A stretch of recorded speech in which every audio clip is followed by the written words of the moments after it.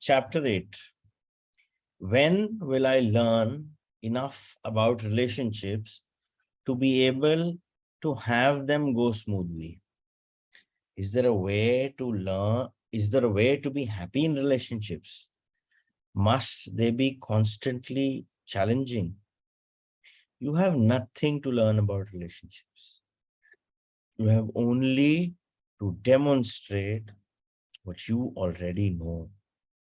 There is a way to be happy in relationships, and that is to use relationships for their intended purpose, not the purpose you have designed.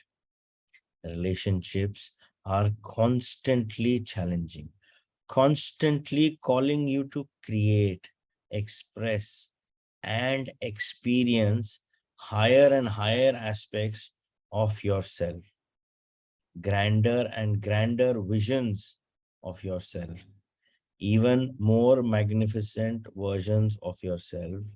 Nowhere can you do this more immediately, impactfully, and immaculately than in relationships. In fact, without relationships, you cannot do it at all. It is only through your relationship with other people, places, and events that you can even exist as a knowable quantity, as an identifiable something in the universe. Remember, absent everything else, you are not. You only are what you are relative to another thing that is not. This is how it is in the world of the relative and opposed to the world of the absolute where I reside. Once you clearly understand this, once you deeply grasp this, then you intuitively bless each and every experience, all human encounter, and especially personal human relationships, for you see them as constructive in the highest sense. You see that they can be used, must be used, are being used, whether you want them to be or not, to construct who you really are. That construction can be a magnificent creation of your own conscious design or a strictly happenstance configuration. You can choose to be a person who has resulted simply from what has happened or from what you've chosen to be and do about what has happened. It is in the later form that creation of self becomes conscious. It is in the second experience that self becomes realized. Bless, therefore, every relationship and hold each as special and formative of who you are and now choose to be. Now your inquiry has to do with individual human relationships of the romantic sort. And I understand that. So let me address myself specifically and at length to human love relationships. These things which continue to give you such trouble. When human love relationships fail, relationships never truly fail, except in the strict human sense that they did not produce what you want. They fail because they were entered into for the wrong reason. Wrong, of course, is a relative term, meaning something measured against that which is right. Whatever that is, it would be more accurate in your language to say relationships fail, change most often when they are entered into for reasons not wholly beneficial or conducive to their survival. Most people enter into relationships with an eye toward what they can get out of them rather than what they can put into them. The purpose of relationship is to decide what part of yourself you'd like to show up, not what part of another you can capture and hold. There can be only one purpose for relationships and for all of life: to be and to decide who you really are. It is very romantic to say that you were nothing until that special other came along, but it is not true. Worse, it puts an incredible pressure on the other to be all sorts of things he or she is not. Not wanting to let you down, they try very hard to be and do these things until they cannot anymore. They can no longer complete your picture of them. They can no longer fill the roles to which they have been assigned. Resentment builds, anger follows.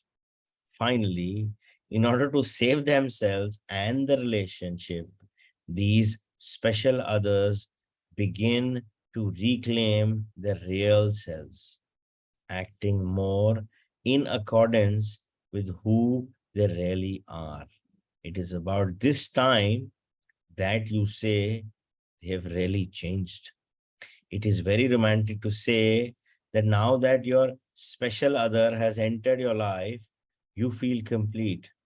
Yet, the purpose of relationship is not to have another who might complete you, but to have another with whom you might share your completeness.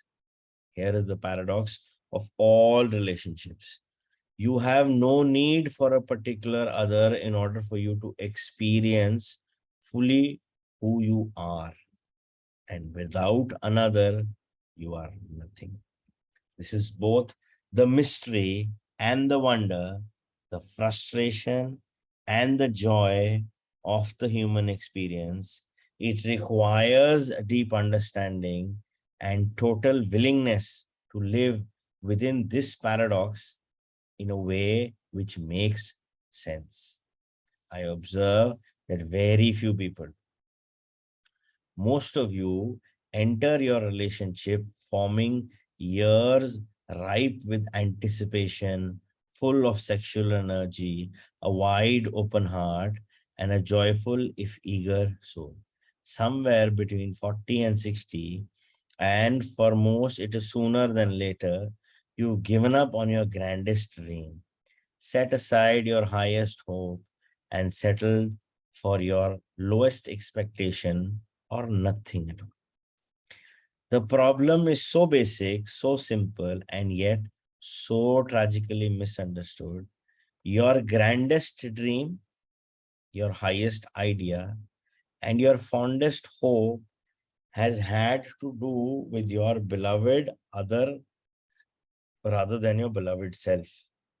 The test of your relationship has had to do with how well the other lived up to your ideas and how well you saw yourself living up to his or hers. Yet, the only true test has to do with how well you live up to yours. Relationships are sacred because they provide life's grandest opportunity. Indeed, its only opportunity to create and produce the experience of your highest conceptual of self, of your highest conceptualization of self. Relationships fail when you see them as life's grandest opportunity to create and produce the experience of your highest conceptualization of another. Let each person in relationship worry about self, what self is being, doing, and having, What self is wanting, asking, giving. What self is seeking, creating, and experiencing. And all relationships would magnificently serve their purpose and their participants. Let each person in relationship worry not about the other, but only about self. This seems a strange teaching, for you have been told that in the highest form of relationship, one worries only about the other. Yet I tell you this, your focus upon the other, your obsession with the other is what causes relationships to fail. What is the other being? What is the other doing? What is the other having? What is the other saying, wanting, demanding? What is the other thinking, expecting, planning? The master understands that it doesn't matter what the other is being, doing, having, saying, wanting, demanding. It doesn't matter what the other is thinking, expecting, planning. It only matters what you are being in relationship to that. The most loving person is the person who is self-centered. So what are we trying to decode here?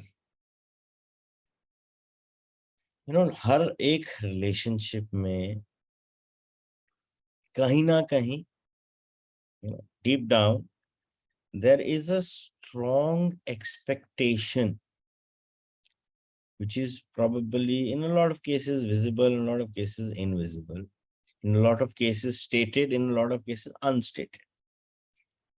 But हम हर एक relationship को उस expectation के साथ जज करते हैं. What I expect the other person to do, if the other person does that, pass. If the other person does not do that, average. If the other person does the average, fail.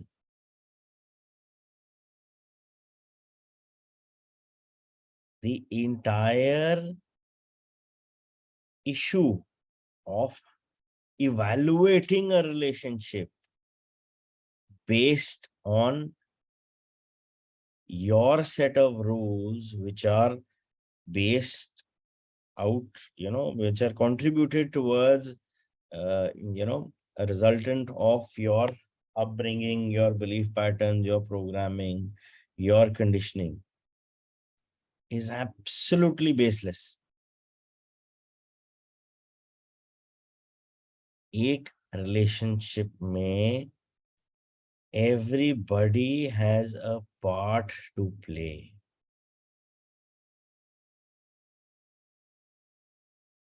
And when we are in that zone of expectation, that zone of comparison, and that zone of judgment, what are we doing? We are ruining the relationship.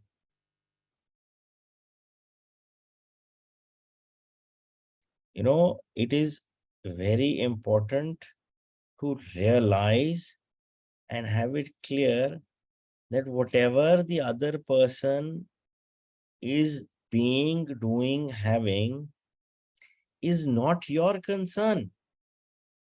And it should never be.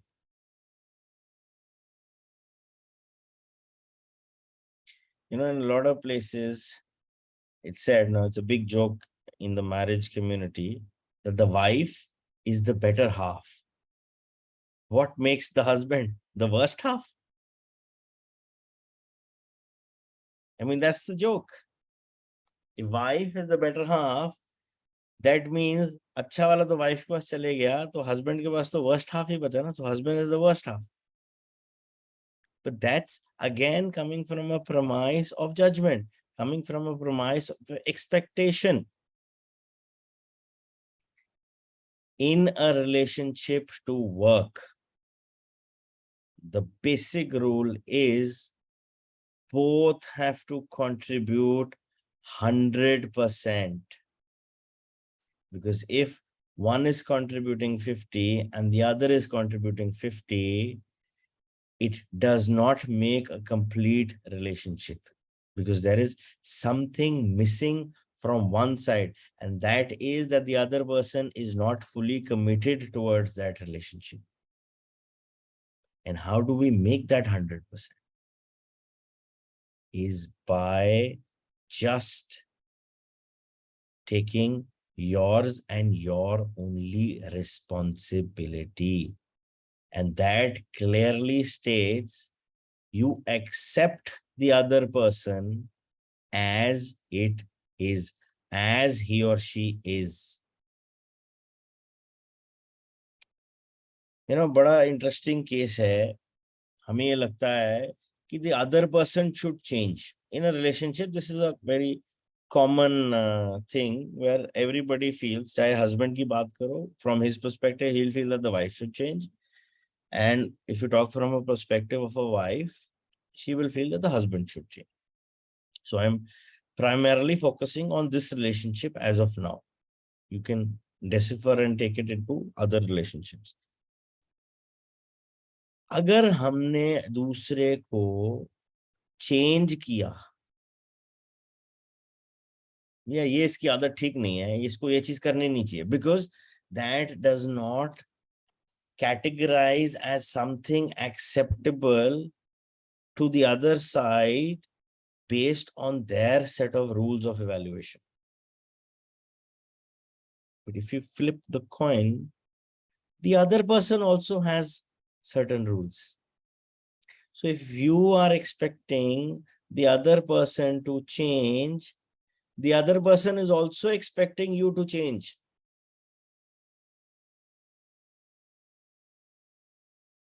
उसमें क्या होगा? Will you like it? No, because now it's the time for you to change. It's very easy for you as the other person or the outside party to say that I am right or the other person is wrong. The other person should change. But agar aap, you take your focus towards the other side, it's the same thing. And he wants the other person to change. And it's a never-ending thing. Because we are not accepting the person as he or she is. Because वो हमारे acceptable criteria में नहीं है. And we want to change. And the beauty of life is that you cannot change anything but yourself. I want the other person to change, but I cannot change the other person. Somehow I might just influence the other person to change, but then that's temporary. That's not his true self. So do you want a fake relationship to work? No, nobody wants a fake relationship, because then that is going to backfire so badly that you will have no way to control it.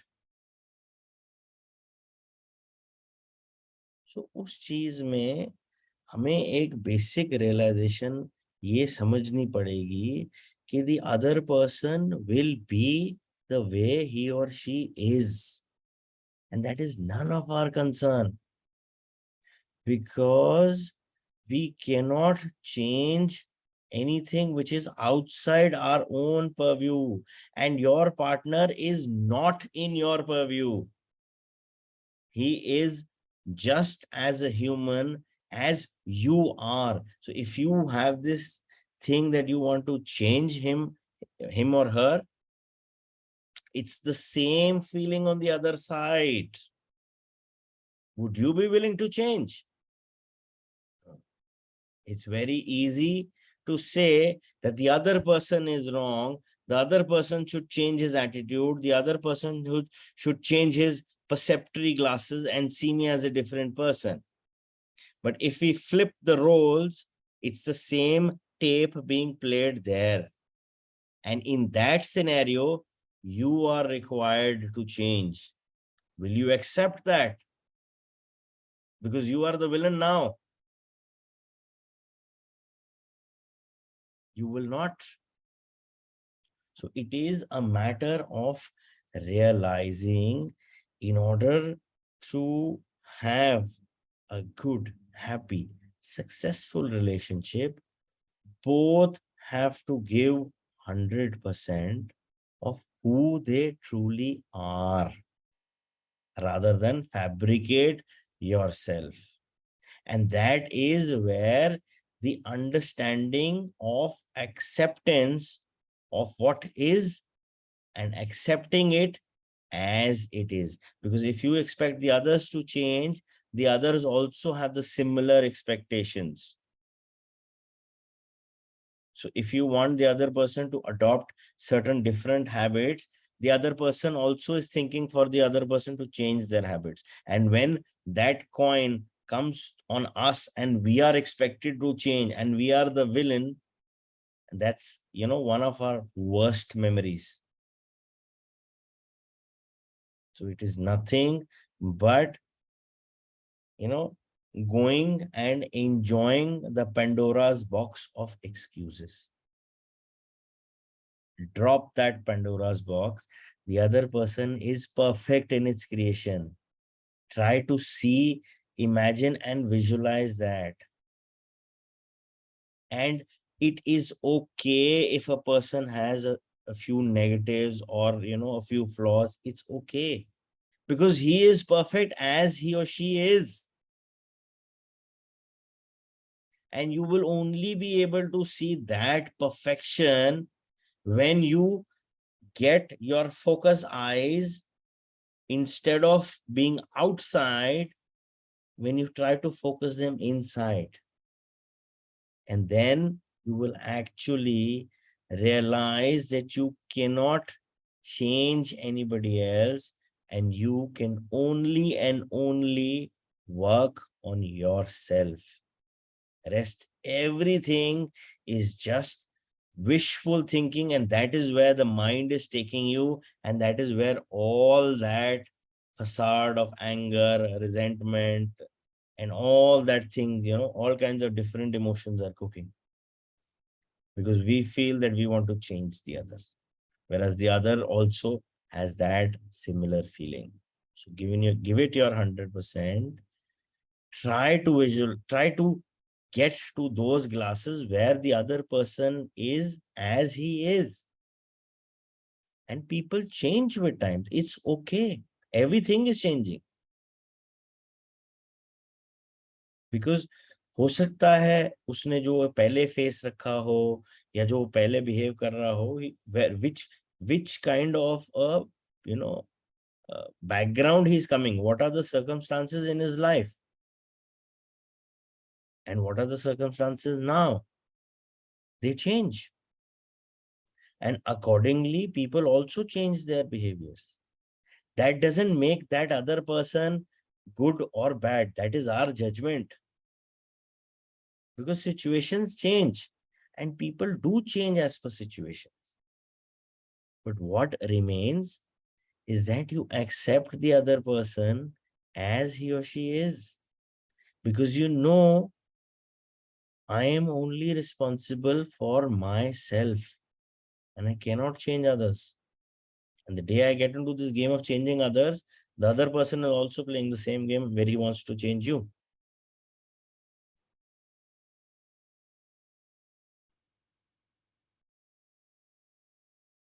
That is a radical teaching. Not if you look at it carefully. If you cannot love yourself, you cannot love another. Many people make the mistake of seeking love of self through love for another. Of course, they don't realize they are doing this. It is not a conscious effort. It's what's going on in the mind, deep in the mind, in what you call the subconscious. They think, if I can just love others, they will love me. Then I will be lovable and I can love me. The reverse of this is that so many people hate themselves because they feel there is not another who loves them. This is a sickness. It's when people are truly lovesick, because the truth is Other people do love them, but it doesn't matter. No matter how many people profess their love for them, it is not enough. For they don't believe you. They think you're trying to manipulate them, trying to get something. How could you love them for who they truly are? No, there must be some mistake. You must want something. Now, what do you want? They sit around trying to figure out how anyone could actually love them. So they don't believe you and embark on a campaign to make you prove it. You have to prove that you love them. To do this, they may ask you to start altering your behavior. Second, if they finally come to a place where they can believe you love them, they begin at once to worry about how long they can keep your love. So, in order to hold on to your love, they start altering their behavior. Thus, two people literally lose themselves in a relationship. They get into the relationship hoping to find themselves and they lose themselves instead. The losing of the self in a relationship is what causes most of the bitterness in such couples. Two people join together in a partnership, hoping that the whole will be greater than the sum of the parts, only to find that it's less. They feel less than when they were single, less capable, less able, less exciting, less attractive, less joyful, less content. This is because they are less. They have given up most of who they are in order to be and to stay in their relationship. Relationships were never meant to be this way. Yet, this is how they are experienced by more people than you could ever know. Why? Why? It is because people have lost touch with, if they ever were in touch with, the purpose of relationships. When you lose sight of each other as sacred souls on a sacred journey, then you cannot see the purpose, the reason behind all relationships. The soul has come to the body and the body to life for the purpose of evolution. You are evolving, you are becoming, and you are using your relationship with everything to decide what you are becoming. This is the job you came here to do. This is the joy of creating self, of knowing self, of becoming consciously what you wish to be. It is what is meant by being self-conscious. You have brought to yourself to the relative world so that you might have the tools with which to know and experience who you really are.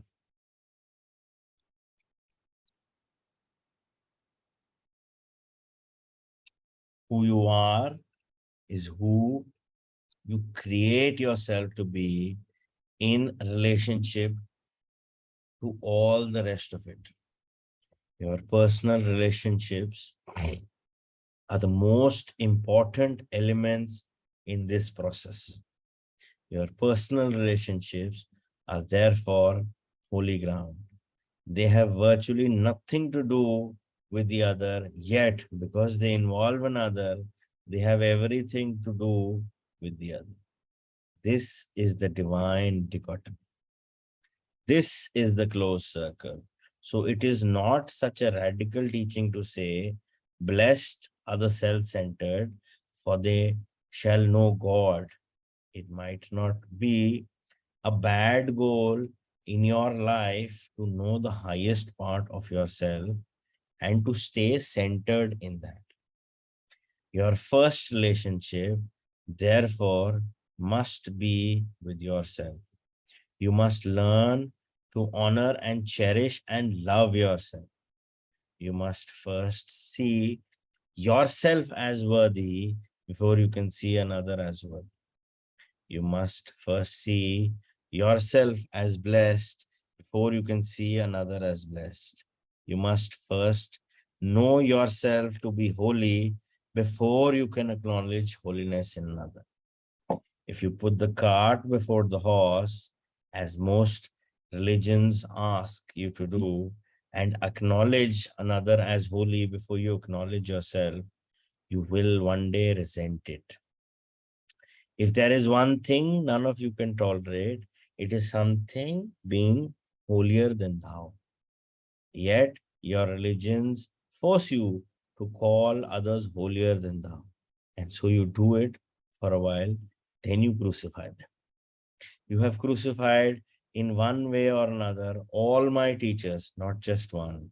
And you did so not because they were holier than thou, but because you made them out to be. My teachers have all come with the same message, not I am holier than thou, but you are as holy as I. This is the message you have you have not been able to hear. This is the truth you have not been able to accept. And that is why you can never truly, purely fall in love with another. You have never truly, purely fallen in love with yourself. And so I tell you this, be now and forever centered upon yourself. Look to see what you are being, doing, and having in any given moment, and not what's going on with another. It is not the action of another, but in your reaction that your salvation will be found. You know, a very interesting perspective to actually ponder upon is that only if you love yourself or accept yourself for what you are, that you will be able to love others and accept others for who or for he or she, whoever, they are. Because जिस premise से हम वो चीज देख रहे हैं, it's your premise. If there is lack of self-love, or if there is, more of self-doubt, definitely that is what is going to be projected onto others. Agar I am comfortable with whoever and whatever I am, मैं जैसा हूं, जो भी हूं, बढ़िया हूं. I am the perfect creation God created for the soul's evolution. But maximum times में हम अपने आप को self doubt, self criticize, self loath, पता नहीं कितना कुछ अपने आप से ही कर जाते हैं. क्यों? What's the fun? यार एक ही तो बंदा है जो आपके साथ 24/7 रहता है. जब आप पैदा हुआ थे आपके साथ था, जब आप जाओगे तब तक वो आपके साथ है, उसकी बैंड बजाई हुई है. Why? Start loving that person in the mirror, because he is there with you 24/7. He is your true companion. और जब तक आप अपने आप को, when you do not accept yourself as you are, accepting others as they are will always remain a challenge.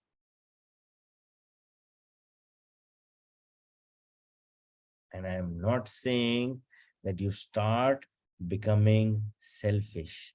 What I'm trying to say is you need to be self-centered, and that amounts and accounts to a lot of self-grounding centered person, where you accept yourself as you are.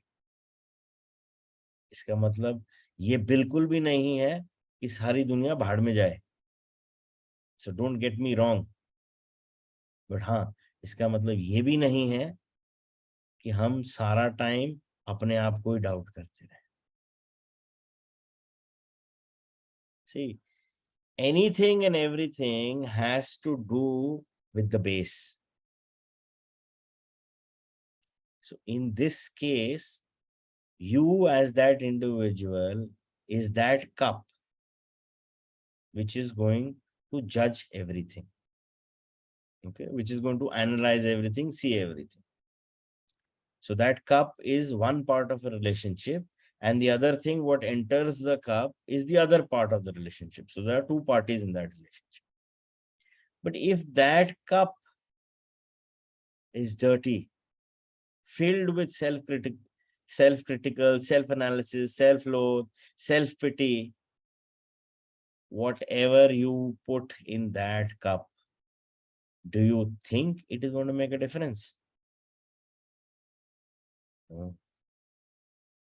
Because जिस premise से हम वो चीज देखने की कोशिश कर रहे हैं, वो प्रमाइस ही गंदा है.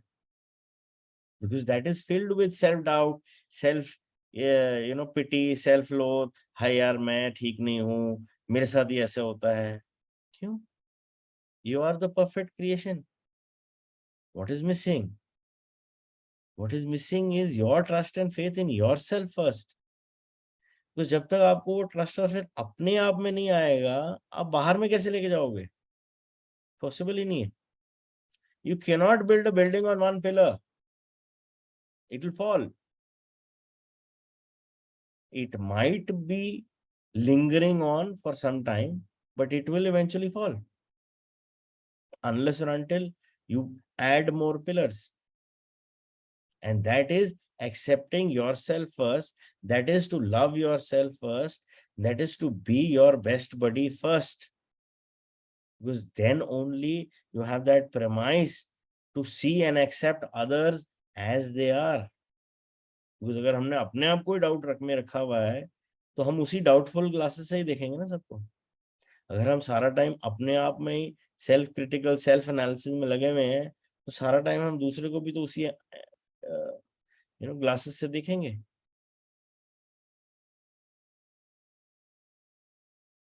We need to get this thing and accept this thing or acknowledge this thing, that we are as perfect as God wanted us to be. God, Almighty, Energy, Universe, whatever name you want to call it.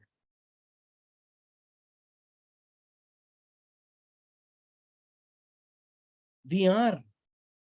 But for us to accept that, ऐसे कैसे यार, wait देखा मेरा, बाल देखे, बाल ही उड़ गए यार, ऐसे कैसे मैं एक्सेप्ट कर लूं? Hello, what does it take?